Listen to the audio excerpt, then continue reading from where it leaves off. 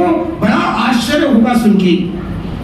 आचार्य विद्यासागर महाराज जी के एक भक्त हैं, परम भक्त। अब वो 40 साल, आज से 38 साल पहले वो आचार्य श्री के पास गए। तब वो बहुत गरीब थे, इतने गरीब थे कि खाने को नहीं था उनके यहाँ। तो वो आचार्य श्री के साथ में महाराज जी के पास गए। तो उन्होंने महाराज जी से कहा, महाराज जी मुझे आचार्य श्री से मिलवा दो, मुझे उनके दर्शन करना है। मेरे घर खाने को नहीं, बहुत बुरी हालत है, मुझे एक बार उनसे मिला दो। तो जब वो उन्होंने कहा ठीक है हम मिलाते हैं, तो उनके पीछे और भी महाराज जी गए। कहने लगे देखते हैं आचार्य श्री इनको क्या सूत्र देते हैं, क्या चमत्कार बताएंगे, क्या मंत्र देंगे। तो और महाराज जी भी साथ में चले गए। तो आप बिलीव करोगे, सुन के बड़ा आश्चर्य होगा। आचार्य श्री ने कहा क्या बात है, आशीर्वाद दिया। कहने लगा आचार्य श्री हम ऐसी ऐसी हालत है, बच्चों को पाल नहीं सकते, उनको पढ़ा नहीं सकते, बहुत ही कंडीशन खराब है, किराए से रह रहे हैं, पर आज पता नहीं पाप कर्म कैसे आ गया। तो आचार्य श्री ने कहा ऐसा करो, तुम 1 महीने में जितना कमाते हो उसमें से निकाल कर 5% दान करो। बोले आचार्य श्री कहाँ दान करूंगा, खाने को है नहीं, बच्चों को पढ़ाने को है नहीं, किराया देना, मैं तो दान की सोच भी नहीं सकता कि मैं 1% भी क्या दान करूं, कमाई नहीं है क्या दान करूं। तो आचार्य श्री बोले कुछ मत करो, एक काम करो। बोले क्या, बोले ऐसा करो आप रोज सुबह उठकर 1 लोटा पानी छानकर लोटे में पानी भर के किसी गरीब को पानी का दान कर सकते हो। बोले हाँ। तो बोले आप एक नियम लेके जाओ, मैं प्रतिदिन 1 लोटा पानी किसी गरीब को दान करूंगा।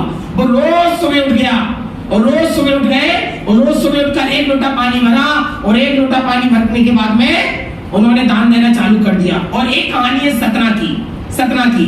अब वहां पर उन्होंने पानी देना रोज चालू कर दिया। अब एक दिन क्या हुआ, पानी उनका मशीन खराब हो गई। तो उन्होंने कहा क्या करें, तो अब उन्होंने वहां पर बोर खुदाना चालू किया। उनका खेत था पीछे, उसको पूरा उठाया, पूरा सब चालू कर लिया। खोदते पता चला उनका जहां वो रहते थे सतना के पास पन्ना में, वहां पन्ना की खदान निकल गई। और जब पूरा खोदते पन्ना खदान, और जब पन्ना निकल गया और निकल के जब उन्होंने आचार्य श्री को बताया तो आचार्य श्री ने खूब आशीर्वाद दिया और उन्होंने अपनी जगह का पन्ना निकाल के और फिर बिजनेस चालू कर दिया। और आज वो आचार्य श्री के संग में हर साल कम से कम 51 से 100 करोड़ रुपए दान करते हैं। 51 से 100 करोड़ रुपए। और अभी कुंडलपुर में वो स्वतः में इंद्र बने 101 करोड़ में।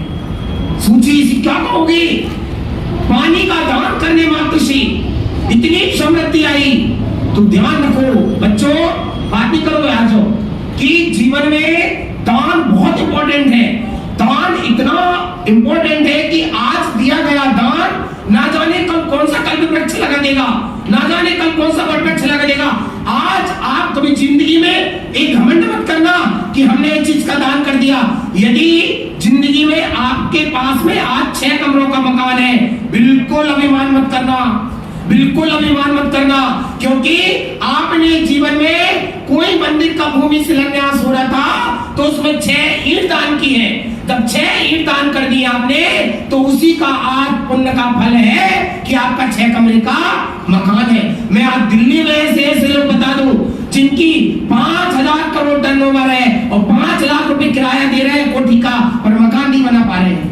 कुछ लोग ऐसे भी बता दूं जो जीवन भर पैसे कमाते मर गए पर आज तक दिल्ली के अंदर 1 कमरे का मकान नहीं बना पाए।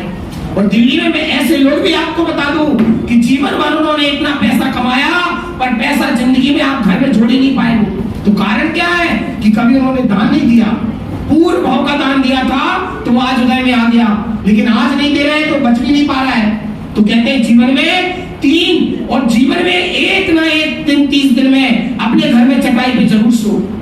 30 दिन में एक दिन चटाई पर जरूर सो। जीवन की कोई गारंटी नहीं है कि 30 दिन आपको डल्लब का गद्दा मिले। महीने के 30 दिनों में 56 भोजनों में एक दिन आप दाल रोटी जरूर खाओ, क्योंकि जीवन की कोई गारंटी नहीं कि आपको 30 दिन 56 भोजन मिले।